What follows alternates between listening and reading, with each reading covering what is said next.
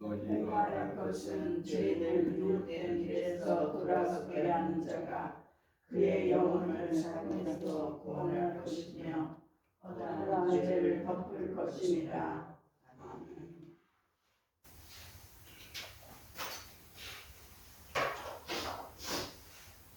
이제 야고보 사도를 통해서 이제 듣는 말씀 이제 끝부분인데요. 이렇게 성경을 어떤 구절을 중심으로 읽으려 하니까 대체적으로 그 끝절을 이렇게 선정하게 되더라고요. 이렇게 꼽게 되는 것은 이제 우리 말 자체가 변론 그러잖아요. 변론. 이야기를 매듭 짓는다라고 하는 그런 낱말을 이렇게 생각하게 되고요. 그래서 이야기를 혹은 말을 마무리 짓는 지점이니까 끝절이 여기에 해당하기가 쉽더라고요. 근데 야고보서야말로 어떻게 보면 이 20절, 이 끝절이 아주 주목을 끈다고 할 수 있습니다. 우리가 이야기해온 살펴보는 대로 행함이 없는 믿음은 죽은 것이다. 이런 이제 내용을 주로 말씀하는 성경이 이제 야고보서인데 그 말씀은 이제 우리가 늘 기억하는 말씀이고 또 마땅히 그러해야 할 것입니다. 근데 야고보 사도가 맨 마지막에 이제 말씀을 마무리 지으면서 너희가 알 것은 그러잖아요. 강조하는 거잖아요. 너희가 알 것은 죄인을 미혹되기 위해서 돌아서게 하는 자가 그의 영혼을 사망에서 구원할 것이며 그렇게 말을 합니다. 요 부분부터가 이렇게 신선하지 않아요. 여기서 그의 영혼을 그랬잖아요. 그런데 이 그의 영혼, 여기 누구의 영혼인가 하니까 이게 문제이 꽤 갈리는 것이었습니다. 이제 주석가들에 따라서 또 우리도 읽으면서 이렇게 느낌이 오잖아요. 죄인을 미혹된 길에서 이렇게 돌아서게 하는 자, 구체적으로 그런 일을 하도록 이렇게 당부하는 것인데요. 그렇게 되면 그의 영혼을 사망에서 구원할 것이며라고 말을 하는데 이 그의 영혼이 도대체 돌아선 자의 영혼인지 돌아서게 하는 자의 영혼인지 때문에 논쟁이 일어나는 것입니다.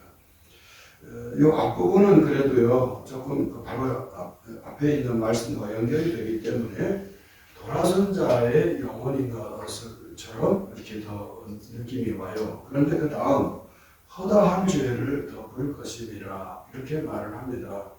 이 부분에서는요 조금 더 논쟁이 되는 것을 이렇게 느낄 수 있습니다. 허다한 죄를 덮을 것이다 라는 말은 그 돌아서게 하는 자의 죄를 덮는 것인가 아니면 돌아선 자의 죄를 덮은 것인가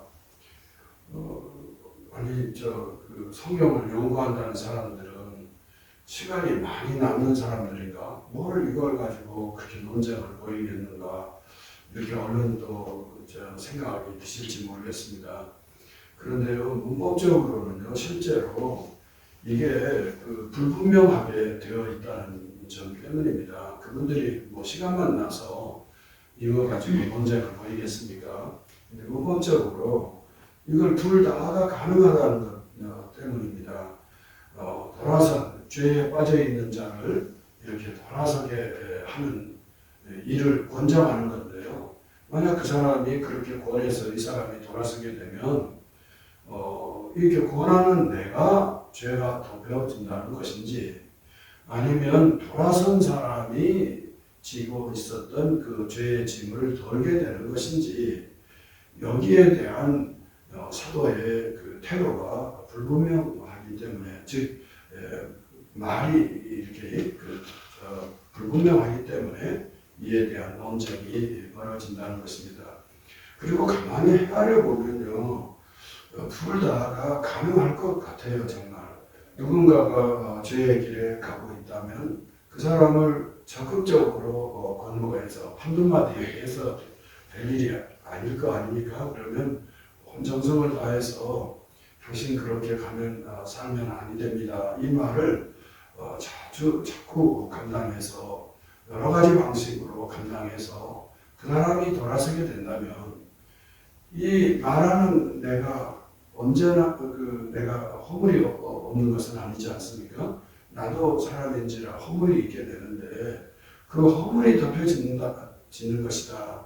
누군가를 이렇게 잘 권고하면 내 자신이 덕을 보는 것이다. 쉽게 말하면 이렇게 말할 수도 있는 거 아닙니까? 그리고 물론 그 허물에 빠졌던 사람 당사자가 그 노임을 받는 일이 되기 때문에 의당 그러할 것 같고요.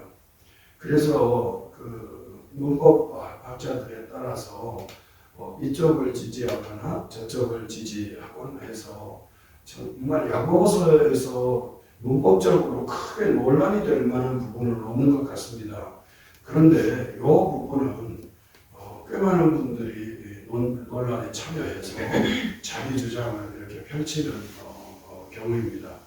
저는 이 양쪽의 의견을 다 살펴본 바로는 저는 권하는 자가 사망에서 그 영혼이 구원이 되고 권하는 자가 허다한 죄를 덮게 된다는 쪽으로 저는 이렇게 좀 마음이 기울게 되더라고요. 물론 두 가지 의견, 두 가지 측면이 다 있다는 것을 전제하면서 하는 말입니다. 당연하지 않겠습니까? 어떤 사람이 죄의 길에서 벗어나는데 내가 그 역할을 감당하게 되면 벗어난 사람이 영원히 구원을 얻게 되고 그 구원 얻은 자가 그 허다한 죄가 덮여질 것임은 틀림이 없기 때문입니다. 그렇지만 그것만으로 그치는 것이 아니라 그로 인해서 권하는 내가 이런 영적인 이득을 본다라고 생각을 하게 되면 우리가 그 일을 이렇게 신상이 그저 해도 되고 안 해도 되는 일로 여기지 않고 그래서 사도께서는 마지막 절을 시작하면서 뭐라고 그래요? 너희가 알 것은 이렇게 말해요. 전도하십시오. 이 말은 너희가 알 것은 이런 말 하지 않아도 그리스도인이라면은 그렇게 마음에 새길 수 있을 것 같습니다. 그런데 너희가 알 것은 이렇게 한 번 더 강조하면서 말씀을 마무리하는 데는 소위 전도하는 일이라고 할 수 있잖아요. 이 전도하는 일은 그 상대방에게만 이득이 되는 것이 아니고 내 자신에게도 전도하는 내 자신에게도 이득이 되는 것이다. 이렇게 말하려고 하기 때문에 너희가 알 것은 이렇게 강조법을 쓴 것이 아니겠는가 싶습니다.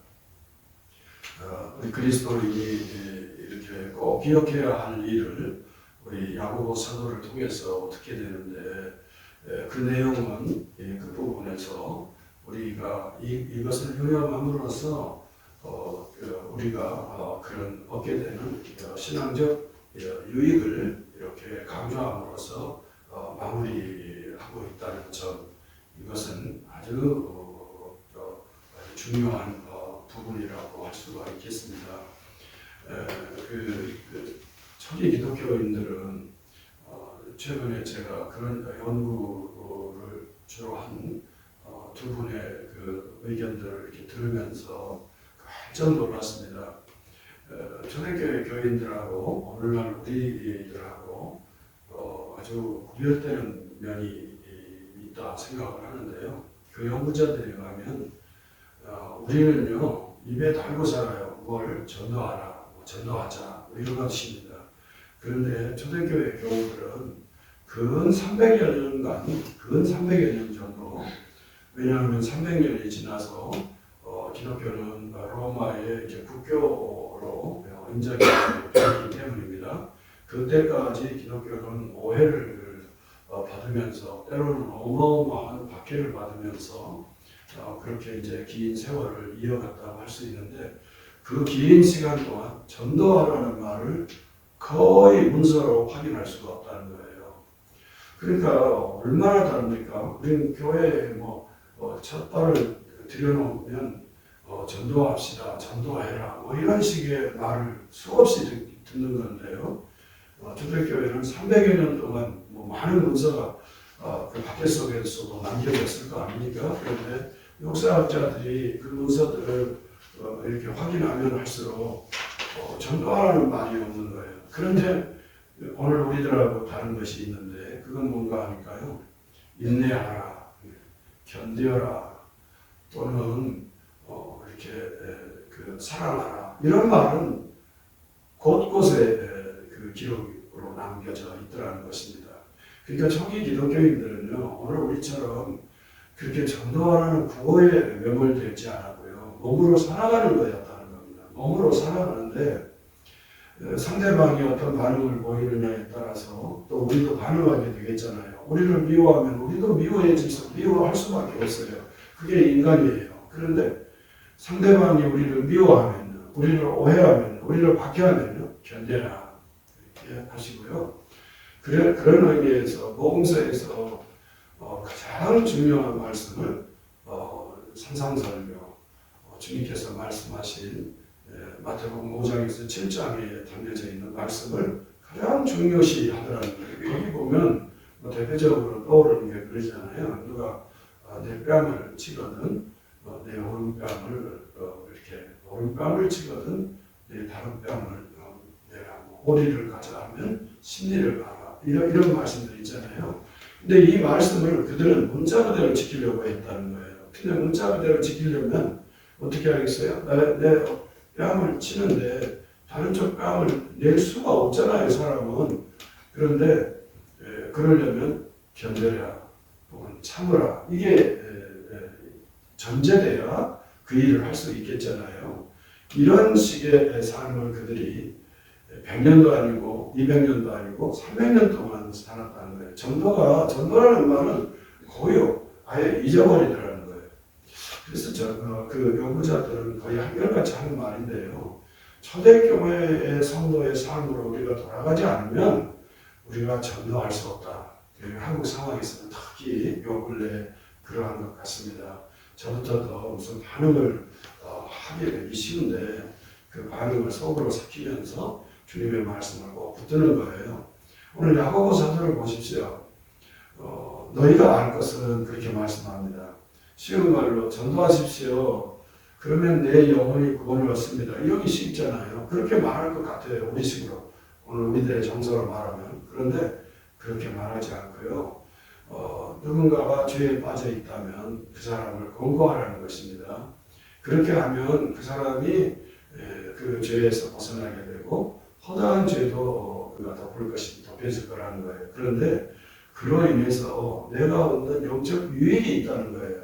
그래서 야고보 사도가 지금까지 이 문법적으로 크게 틀리지 않는 말을 한 거예요. 그러니까 문장이 구성이 되고 지금까지 자신의 의견이 이렇게 문법이라는 게 뭡니까? 문법이라는 게 문법에 맞게 말을 해야 내 의중이 상대방에게 전달이 될 수 있기 때문에 문법이라는 것을 사람들은 인식을 하고 그 문법적 규칙에 따라서 말을 하게 되거나 글을 쓰는 거잖아요. 생각나는 대로 아무렇게나 써버리고 생각나는 대로 말을 해버리면 저 사람의 의중이 뭔지 상대방이 잘 파악하지 못하지 않겠습니까? 그게 문법의 가장 기본적인 특징은 의미는 자신이 내 의견이 상대방에게 잘 전달이 되는 거예요.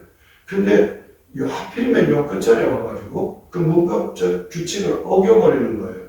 학자들이 달라붙어서 자꾸 연구해야 될 정도로 이게 누구의 죄인지, 누구의 죄가 덮여진다는 것인지 모호하게 한 거예요. 이 말은 이 야고보 사도의 그 의중이 담겨 있다고 할 수가 있겠습니다.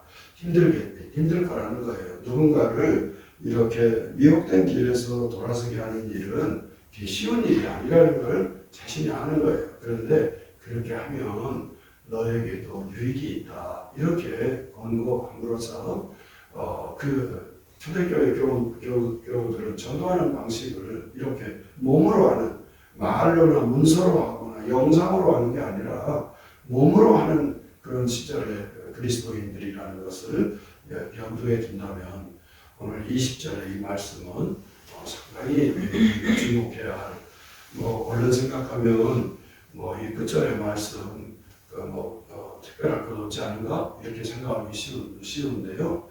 저는 그렇게 생각하지 않고 복음을 몸으로 사는 그리스도인의 특징을 잘 보여주는 한마디 말씀이라고 생각을 합니다.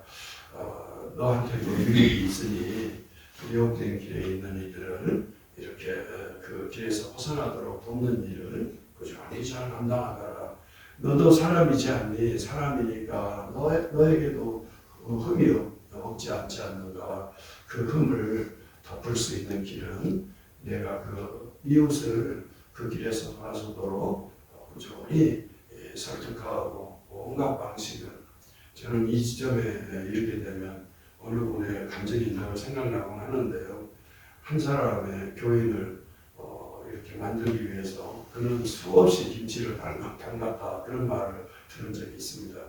교회에 처음 첫발을 내딛는 사람들이 구원이라는 것을 아는 사람이 어디 있겠으며, 생명이라는 단어를 아는 사람이 어디 있겠으며, 하나님 나라라고 하는 거창한 구원을 알기 위해서 교회에 이렇게 발길을 하는 사람은 저는 거의 없는 것 같습니다. 그런데요, 그 이웃이 교회 다니도록 하기 위해서 그는 지나가는 길에 슬쩍 들은 것처럼 김치를 담가다가 정말 그것을 다 모으면 엄청난 분량이 될 것이라고 말하는 걸 들은 적이 있습니다. 그렇게 아주 사소한 것이 쌓이고 쌓여서 이 사람이 하나님 나라, 진리, 복음, 이런 구원, 영생 이런 내용들을 아는, 그리고 그것을 확신하는 사람이 된 것이라고 한다면 참 이 일은 쉬운 일이 아니구나 하는 것을 다시 한번 깨닫게 되잖아요.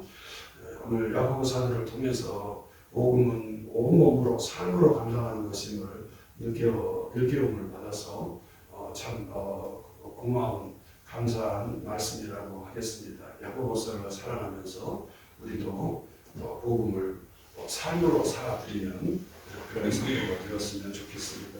254장을 잘